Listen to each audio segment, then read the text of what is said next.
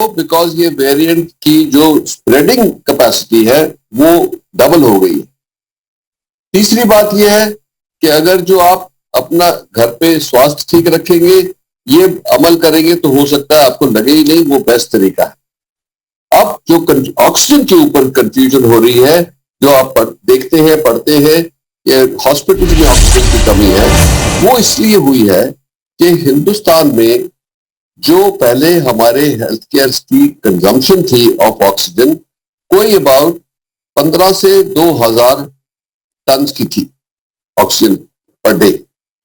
अब हमारी जो वो रिक्वायरमेंट है वो 7-8 हजार तक पहुंच गई है। तो इसीलिए जो मैन्युफैक्चरिंग फैसिलिटी थी, जो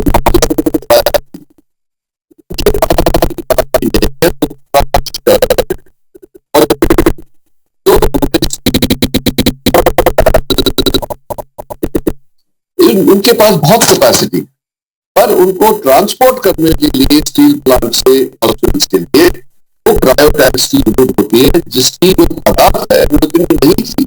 गवर्नमेंट ने अब रिपोर्ट कर ली है और शुरू हो गया है, और उम्मीद है कि आने वाले 5-7 दिन में जो ये तकलीफ हो रही है हॉस्पिटल्स में, लास्ट घंटे 2 घंटे की ऑक्सीजन बचती है तो ऑक्सीजन डिलीवर होती है, वो जो सिचुएशन है मेरे को लगता है अंडर कंट्रोल आ जाएगी। पर ये हमारे को सबको मिलकर लड़ना है और निश्चिंत रहे कि इससे जीत होगी।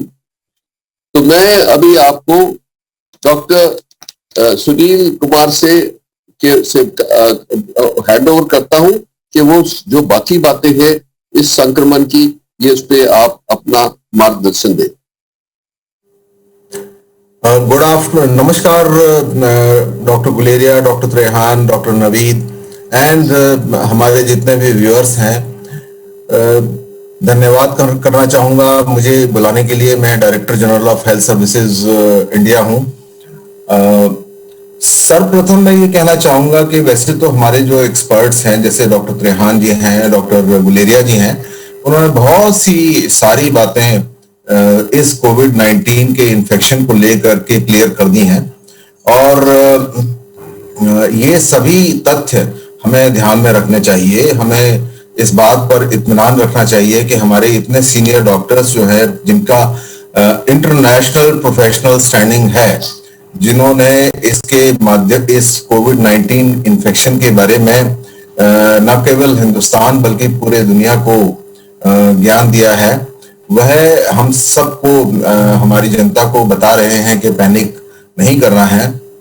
तो एक विश्वास आना चाहिए। तो जब हम सब लोग मिल करके आपके सामने आ रहे हैं, तो ये आप सभी को विश्वास करना चाहिए कि तथ्यों पर ध्यान दें, ना कि पैनिक सिचुएशन पर। देखिए, जहां तक हमारी लड़ाई की बात है, इस बात पे ध्यान रखिए, 2020 एक बहुत ही एक अजीब सी नई बीमारी लेकर के आया, और हमने उस समय हमारी इस बारे में कोई तैयारी नहीं थी। भारत सरकार ने अपनी पूर्णतः अपना कर्तव्य निभाया, और जहां हमारी कैपेसिटी बिल्डिंग बिल्कुल एक अनोखे स्तर पर पहुंचा दी, जहां हम लोग आरटीपीसीआर टेस्ट करने की एक लैब होती थी हमारी, वहां हमने 2000 से ऊपर 2500 से ज्यादा लैब्स बना लिए पूरे देश में। जहां हमारे पास टेस्ट की कैपेबिलिटी बहुत कम थी, वहां हमने लाखों में टेस्ट करने की जिम्मेदारियां और निभाई हैं, और कैपेबिलिटी तक पहुंचे हैं। जहां हम अपने पीपीई किट्स के बारे में बात करें, जहां हम अपने मास्क के बारे में बात करें, तो जहां हमारे बेड्स की बात करें, जो हमारे जो हॉस्पिटल बेड्स होते हैं या कोविड केयर सेंटर्स होते हैं, जिनमें हम सिर्फ माइल्ड केसेस को एडमिट करते हैं, या हमारे जो ट्रैकिंग टेस्टिंग जो कैपेबिलिटीज होती हैं, जो टेस्ट में पॉजिटिव आते हैं और एसिम्प्टोमेटिक, या वो बहुत ही घर में उनका इलाज किया जा सकता है, उनको ट्रैक करना, उनसे कांटेक्ट एस्टैब्लिश करना, उनके हालचाल पूछना, उनको सही सलाह देना bye personal contacts, through administration या थ्रू हेल्पलाइन। तो एक बहुत बड़ा सफर हमने पिछले साल तय किया, और देयरफॉर ये हमें विश्वास रखना चाहिए कि हमारी जो सरकार है या हमारे जो भी स्टेप्स लेते हैं इस बारे में, वो बहुत कंक्रीट और साइंटिफिक स्टेप्स लेते हैं। हमारे यहाँ कई सारे ग्रुप बने हुए हैं जो बिल्कुल टॉप साइंटिस्ट को लेकर के हैं, टॉप डॉक्टर्स को लेकर के हैं, टॉप माइक्रोबायोलॉजिस्ट को लेकर के हैं, टॉप एपिडेमियोलॉजिस्ट को लेकर के हैं। तो वो भारत सरकार को सलाह दे रहे हैं, भारत सरकार का एक तरह से उसको अग्रणीय रोल अदा कर रहे हैं ताकि हम देश में इस कोविड-19 की लड़ाई को आगे ले जाएं।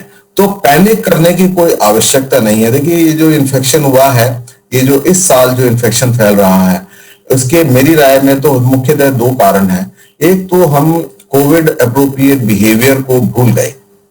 हमने ये कहा जाता है कि हम ह्यूमन बीइंग की जो माइंड, जो मेमोरी होती है वो बहुत शॉर्ट होती है, और ये साबित कर दिया हमने कि हम बहुत जल्दी भूल गए कि हम तो अमर हैं, अजर हैं, और हम इकट्ठा भी रह सकते हैं, बिना मास्क के भी रह सकते हैं, घुल मिल सकते हैं, हमें कुछ नहीं होगा। लेकिन कोविड हिट अस बैक। तो इसलिए हमें ये बात को ध्यान रखना चाहिए कि कोविड अप्रोप्रिएट बिहेवियर बिल्कुल उपयुक्त है और वह हमें फेल करेगा अगर हम उसको फेल करेंगे। तो कोविड अप्रोप्रिएट बिहेवियर को पास करिए और तो आपको वो पास करेगा, फेल नहीं करेगा। पहली बात तो ये, सरकार ने वैक्सीन की कैपेबिलिटी को कितना ऊपर लेके गए कि हम वैक्सीन से सारी दुनिया को वैक्सीन दे रहे हैं। तो वैक्सीन को अपनाइए। वैक्सीन के बारे में गलत गलत धारणाएं बनी थी कि वैक्सीन से इन्फेक्शन हो सकता है, वैक्सीन का साइड इफेक्ट हमें मालूम नहीं है, वैक्सीन के बारे में कहीं ऐसा ना हो बाद में कुछ कैंसर्स होने लगे, और ये वो कई तरह की तमाम बातें की गई वैक्सीन को लेकर भी। तो वैक्सीन को अपनाया नहीं, वैक्सीन को जरा खुली बाहों से और खुले मन से अपनाइए, इसके बारे में पॉजिटिव रहिए। इसमें सरकार आपके स्वास्थ्य की ध्यान रखती है। हमने जो ऐप बनाया है या जो हमने वो बनाया है, अपना सॉफ्टवेयर बनाया है, उसमें सभी तरह की आपकी जितनी भी समस्याएं होती हैं वैक्सीन को लेकर के, वो सारी रिकॉर्ड की जाती हैं। और उसमें ये पाया गया है कि कोई भी सीरियस साइड इफेक्ट बहुत ज्यादा मात्रा में नहीं है, बल्कि एक तरह से नेग्लिजिबल है। तो वो एक सेफ वैक्सीन आपको दी जा रही है, तो उसको अपनाना चाहिए जनता को आगे लेकर। ये वैक्सीन आपको हमारी जो इन्फेक्शन की चेन को कट करेगी। दो चीजें जो इन्फेक्शन को कट करेंगी वो यही है, एक कोविड अप्रोप्रिएट बिहेवियर, जिसमें डॉक्टर त्रेहान ने बड़े अच्छे तरीके से बताया कि मास्क कैसे कैसे पहन सकते हैं। मास्क को पहनना है और मास्क को अप्रोप्रिएटली पहनना है, नाक के ऊपर भी पहनना है, मुंह को भी ढकना है। ये नहीं कि चिन के ऊपर डाल दिया या सिर्फ नाक के ऊपर डाल दिया, मुंह खुला है, या मुंह पर लगा दिया और नाक खुली है। ऐसे मास्क लगाने से चाहे आप एक लगाएं, चाहे दो लगाएं, चाहे N95 लगाएं, वो बेकार है। तो अप्रोप्रिएट लगाएं, एक भी लगाएंगे बहुत अच्छा है, जैसे त्रेहान साहब ने कहा, और रीइंफोर्स कर लेंगे जहां जरूरत है तो और भी अच्छा है। तो इस तरह से आप अपने बिहेवियर को पॉजिटिव रखिए, पैनिक करने की जरूरत नहीं है। जब आप आइसोलेशन में होते हैं, जब आप जैसे मान लीजिए आपको इन्फेक्शन हो गया, माइल्ड इन्फेक्शन है, और आपको घर में इलाज करना, ये बात देखिए बड़े अच्छे तरीके से डॉक्टर गुलेरिया और डॉक्टर त्रेहान ने बड़े ही अच्छे तरीके से साफ शब्दों में कही कि 99% लोगों को हॉस्पिटल जाने की जरूरत नहीं है। मैंने भी देखा है, मेरे पास भी कई सारे फोन आते हैं दिन भर में कि हमें यहाँ बिस्तर दिला दो, हमें वहां बिस्तर दिला दो। तो मेरा सर्वप्रथम ये प्रश्न होता है कि आप बीमार कितने हैं? आप बीमार अगर उतने नहीं हैं तो आपको हॉस्पिटल में जाने की जरूरत नहीं है। हॉस्पिटल में जाएंगे तो दो नुकसान होंगे। एक, आप अननेसेसरी बेड ऑक्यूपाई करेंगे, किसी और सीरियस मरीज को बेड की जरूरत है वो उसको नहीं मिलेगा, आप अननेसेसरली ऑक्यूपाई कर लेंगे। दूसरा, जो हमारे जो फोर्स है, हेल्थ केयर वर्कर्स हैं, वो आपके अटेंशन में लग जाएंगे और आपको ध्यान देंगे, और जो सीरियस मरीज है वो बेचारा छूट भी सकता है। ऑक्सीजन की भी आप यूज करेंगे। तो इस तरह की जो रिसोर्सेज है वो भी आप यूज करेंगे।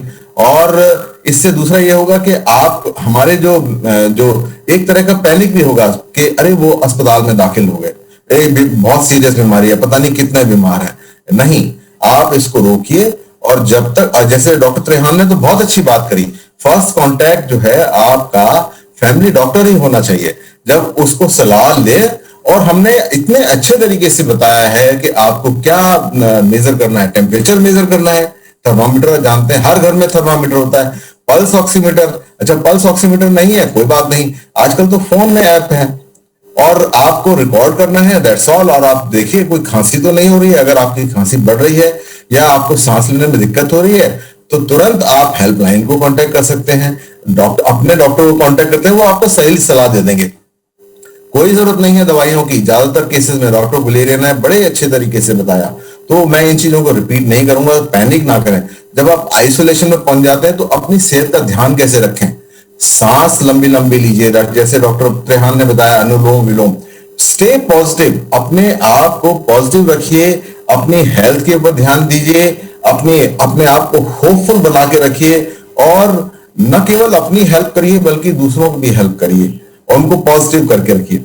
न्यूज वगैरह पर बहुत ज्यादा ध्यान ना दें। देखिए न्यूज में कई सारी चीजें होती हैं, सेल्फ इंटरेस्ट भी होते हैं, किसी तरह का पैनिक क्रिएट करना होता है।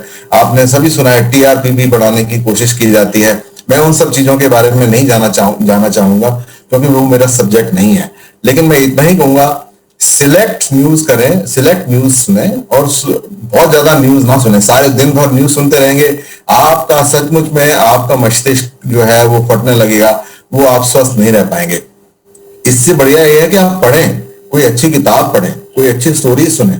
व्हाट्सएप यूनिवर्सिटी चल रही है, उस पर बिल्कुल ध्यान नहीं दीजिए, रेस्पॉन्सिबल बिहेवियर अपनाइए। ये सब भी रेस्पॉन्सिबल बिहेवियर है, ये आपको भी करना है, रेस्पॉन्सिबल बिहेवियर डॉक्टर्स को भी करना है, रेस्पॉन्सिबल बिहेवियर सोसाइटी को भी करना है, रेस्पॉन्सिबल बिहेवियर मीडिया को भी करना है।